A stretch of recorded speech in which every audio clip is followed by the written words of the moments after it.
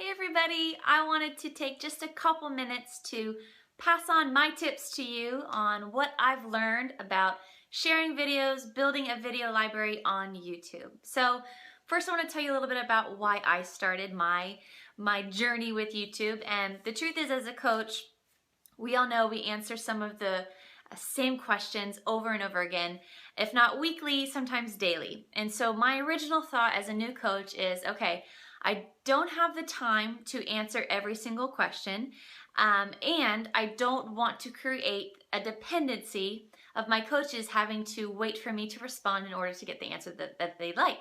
So I decided when I found that a group of coaches or my team was asking some common questions, I hopped on video, did a video response, and built a library, kept it public for my team and the rest of the network. That way I was answering the question one time, I was answering it to the best of my ability, not leaving out any information, and each person that asked, I could simply say, hey, go check out my YouTube channel. I actually have a video on that exact thing. It'll definitely help you.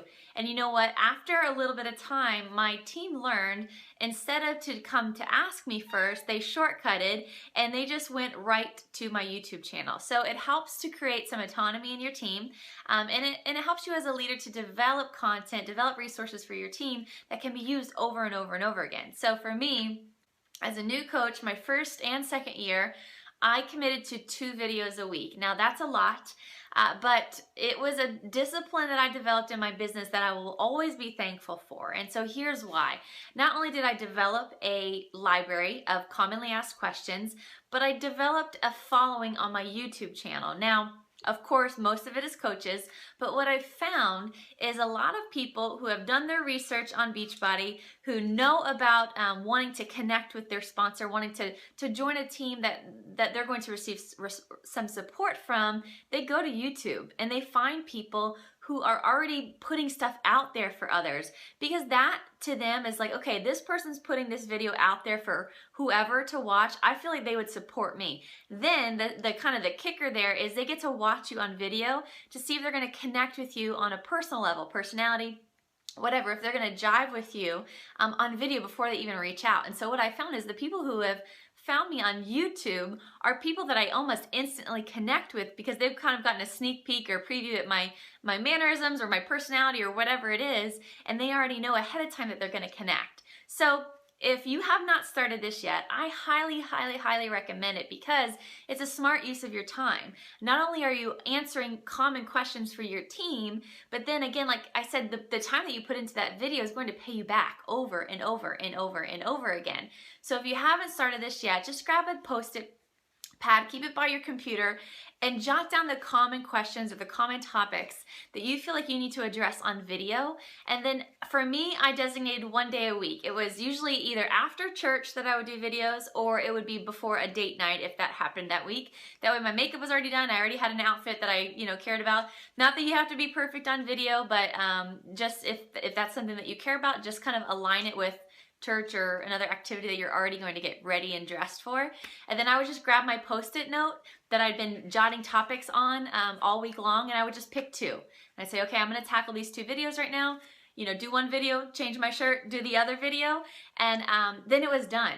So when we talk about topics, for me, it's easy to get tongue-tied. Now this video is going to be a little bit longer because it's multiple steps, but my advice to you is to keep your videos 3 minutes or less. 4 minutes would be max. So the thing that I found is my videos that are 3-4 minutes or less and are real topic specific are the most useful, because then my coaches, my team are more likely to go look for that one thing. They hear what they need to hear and then they move on. Instead of having to listen to 10 minutes of multiple topics, they can just go and learn about, why they should be an Emerald coach, or what it means to have somebody placed in their downline underneath them, or whatever the common question is that you're seeing. So once you've decided what topic you're going to address on video, write down some keywords. So for me, I'm doing it for this video right here. I'll tell you about my lighting in a second, but I just jot down my keywords, and sometimes I hold it, and sometimes I put the Post-it right above where my focus point is on the camera, and so all I have to do is glance up there to basically re-engage with my thoughts, and so it continues to flow. So I'm not like, okay, what was I gonna say again? Not that that's a big deal, but if you just wanna be more efficient with your time, jot down the main ideas, just a couple keywords in the order of what you wanna talk about, and so that way your video just continues to go and you don't have to worry so much about interruptions. So that was kind of my story. That's why I did it. That's how I did it. I did 2 videos a week based on common topics, questions that my team was asking. I kept a running Post-it note by my computer. I stacked it with date night or church or some event where I was already gonna have my hair blow dried and makeup on and regular clothes on. Next, I want to move into video space. So you see, I'm against a plain space, and that's fine. But if you want to take it up a notch, I'm going to show you some examples of other video spaces. All you've got to do is find a little plain corner. Basically what you're trying to do is eliminate chaos behind you. Everybody's life is chaotic at some point, at some season in life. There's probably dishes or laundry or whatever, and that's fine, but you want to keep that out of your video. The reason being is we're all human, and instead of looking at the awesome content that you're delivering, I'm looking at the laundry behind you. Not in a judgmental way, just I'm like, oh, I have that pair of socks. So eliminate the distraction behind you. So just back your video corner up into just a random corner in your home, if that's best for you. If you have a little side table in a house plant, just bring that for the video. It's gonna take 15 minutes for you to do your videos. Make a little makeshift video corner. I used to have a white little table right behind my desk. I put a fake IKEA plant and a little motivational little frame there, and that was my video space, and it just gave it a tiny touch of hominess, a little tiny professionalism that didn't cost a lot of money. It's stuff I already had in my house, and it was really, really quick. So number one is to find something next to you, a vase of flowers, or if that's not your thing, something that's kind of you, and prop yourself up there. If not, find a blank space, something that's not busy or chaotic behind you, and make that your video corner. So I'm going to show you some ideas about how to do that. I have done this in just a really well lit corner in my home. I've done this in my office with artificial lighting, and right now I'm using a ring light against backdrop paper. So I'm going to show you all of that. Remember that we all start with what we have. For me, that was a laptop that had to stay plugged into the wall because it had no battery source, and a really, really cheap Logitech webcam that I used to Skype Lauren on when we were dating long distance. That is what I started my YouTube journey on. And they were horrible. They were choppy. I said all the time. My lighting was probably bad, but just get started. It's a journey. You learn as you go.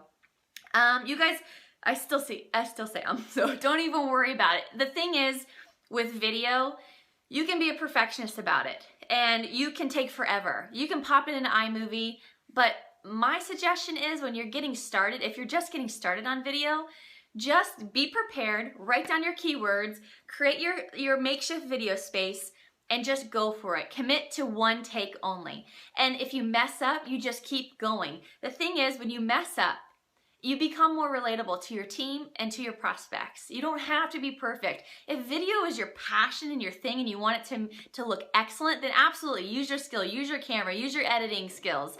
But if that's not your thing, then don't worry about it. Don't stress about it. Be real. If the content is great, if it's 3 minutes or less and the content is great, it's not gonna matter, okay? But what I usually do is use my iPhone, which is what I'm using right now, and I'll just tape. I'll just film the content that I want to film. If I mess up, I just pause, and then I start again. And then I just put it into iMovie. You guys, the way I learned iMovie, please don't ask any iMovie questions because I'm going to tell you, I don't know. The way I learned iMovie is I Googled it. I watched a couple tutorials and I played with it until I got by. Do you have to use iMovie? Absolutely not.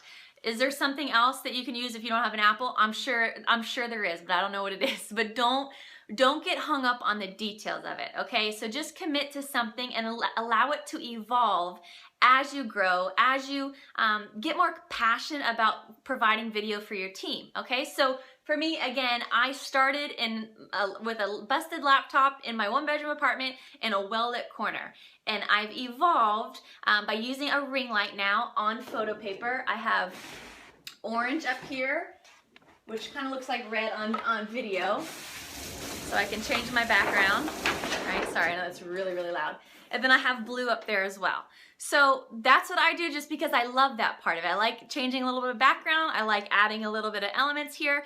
It's just totally not necessary, but if that's something that you want to do, I'm going to share the resources with you and give you some tips on how to get started with that, as well as some links on the products that I've used. I'm sure if some of you might have an expertise in there, or maybe your post photography careers, whatever, you might have some better input, but this is the stuff that I use. Okay, so here is another example of a corner in my home that I might use for video. This is a guest room, and I have a bed right in front of me, and then this corner is just a plain corner. The reason why I might use this is right now I'm using the ring light because it's nighttime, but this window offers a ton of bright natural sunlight, and so I might use that instead of the ring light, just to do a little bit more of an informal video, or just a quick check-in, or just a change of scenery. So I have a random plant back there, it's a basic background, and there's a chair, okay? So a common thing that I see people do is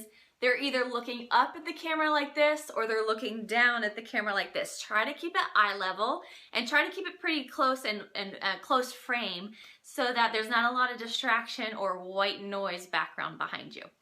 Here's one more example of where I might do a video. This is just a little corner in my office.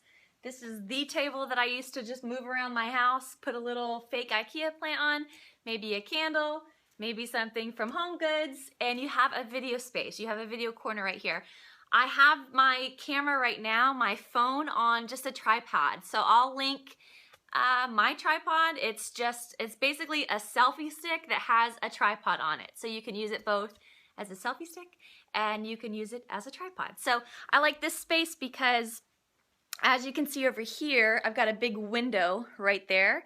And so during the day, the lighting is perfect. So there's mostly a white background, and I'm not dark and I'm not blurry, and it's simple back here. So it could be chaos on the other side of the camera, but right here it's clean, it's cozy.